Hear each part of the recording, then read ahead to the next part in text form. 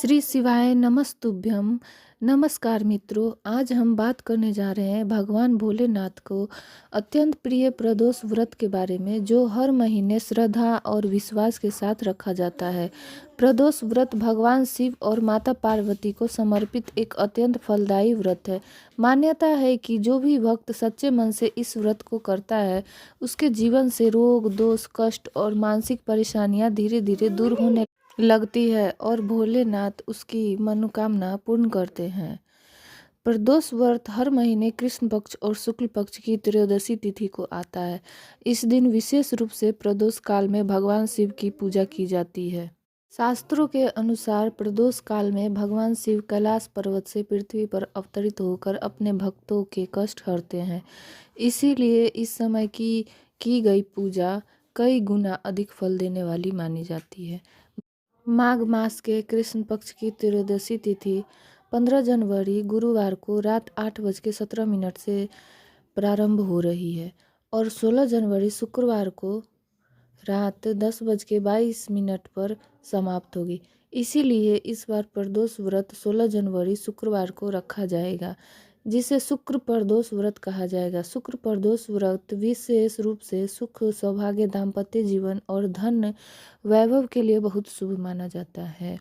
ब्रह्म मुहूर्त सुबह 5:37 से 6:25 तक, सूर्योदय सुबह 7:14 से सूर्यास्त शाम 5:58 पर होगा। प्रातःकाल पूजा सुबह 5:54 से 7:15 तक होगा। राहु काल सुबह 10:30 से दोपहर 12 बजे तक रहेगा। प्रदोष व्रत में शाम की पूजा सबसे महत्वपूर्ण होती है। शाम 5:13 से 6:43 तक आप इसी समय के भीतर भगवान शिव की मुख्य पूजा अवश्य करें।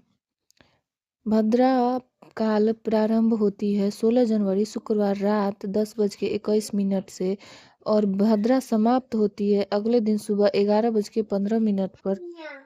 इस दिन भद्रा का वास पाताल लोक में रहेगा, इसीलिए पृथ्वी लोक में इसका अशुभ प्रभाव नहीं माना जाएगा।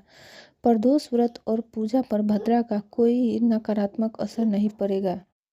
ज्येष्ठा नक्षत्र सुबह 5:47 तक, इसके बाद मूल नक्षत्र प्रारंभ होगा। ध्रुव योग रात 9:06 तक, बाद में व्याघात योग प्रारंभ होगा। ध्रुव योग को पूजा पाठ और व्रत के लिए शुभ माना जाता है। प्रदोष व्रत के दिन भगवान शिव के साथ साथ पूरे शिव परिवार का पूजन करना चाहिए। चंदन, बेलपत्र, भांग, धतूरा, मौसमी पुष्प, जल या गंगा जल शिवलिंग पर जल अर्पित करें और यदि संभव हो तो जलाभिषेक या रुद्राभिषेक अवश्य करें। इसके बाद प्रदोष व्रत कथा का श्रवण करें या ओम नमः शिवाय मंत्र का जाप करें। इस दिन भगवान शिव को चूरमे का भोग या खीर का भोग अर्पित करना अत्यंत शुभ माना जाता है। भोग अर्पित करने के बाद प्रसाद स्वयं ग्रहण करें और परिवार में भी बांटें। व्रत का संकल्प लें। यदि आपकी सामर्थ्य हो तो इस दिन व्रत का संकल्प अवश्य लें। सच्चे मन, श्रद्धा और विश्वास से किया गया छोटा सा व्रत भी भगवान शिव को बहुत प्रिय होता है। तो मित्रों, ये थी माघ मास कृष्ण पक्ष शुक्र प्रदोष व्रत से जुड़ी पूरी जानकारी। तिथि, मुहूर्त, भद्रा योग और पूजा विधि। अगर आपको यह जानकारी उपयोगी और अच्छी लगी हो तो वीडियो को लाइक करें और कमेंट बॉक्स में जय भोलेनाथ जरूर। भोलेनाथ आप सभी की मनोकामना पूर्ण करें। हर हर महादेव।